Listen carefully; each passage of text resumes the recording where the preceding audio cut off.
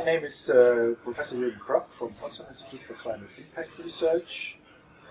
I'm the Deputy Chair of Climate Resilience and the Head of Urban Transformation, and I was, and I'm still, of course, the coordinator of the European Calculator project. It consists of three components. So one is a model, which you cannot see in principle.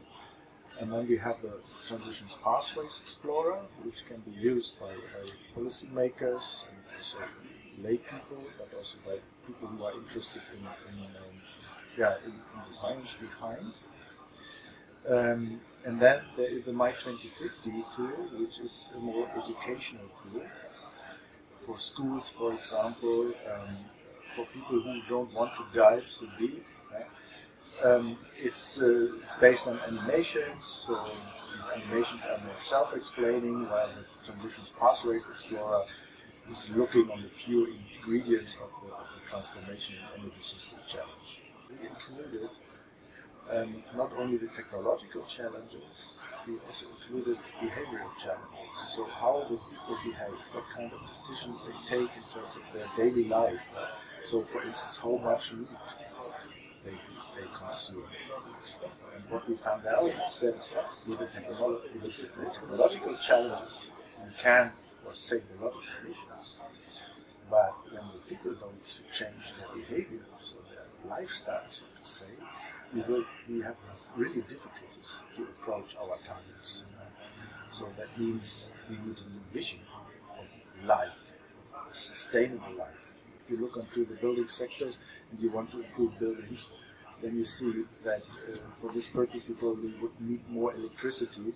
Then you have to ask from where should this electricity come from. Of course, maybe from solar energy, but also from biofuels. But if you use biofuels, we are running in competing interests. So biofuels you can produce only on land. Land you probably need for food production. So these are these things which can create a aha moment. Yeah? So you have always these trade-offs, sometimes also co-benefits, also synergies, but in most of the cases you will see a lot of trade-offs. The biggest bottleneck or the hurdle is the time budget. Yeah?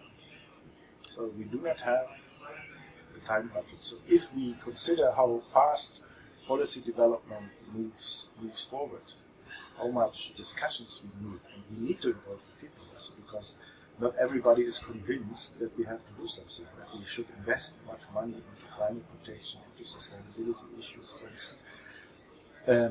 So that means we have to convince people, and there are a lot of people who are still not convinced. And this needs time. So if you ask the social scientists, he will tell you, okay, establishing or fostering societal changes is the most difficult thing you can ever do. This needs time, and unfortunately this time we do not have.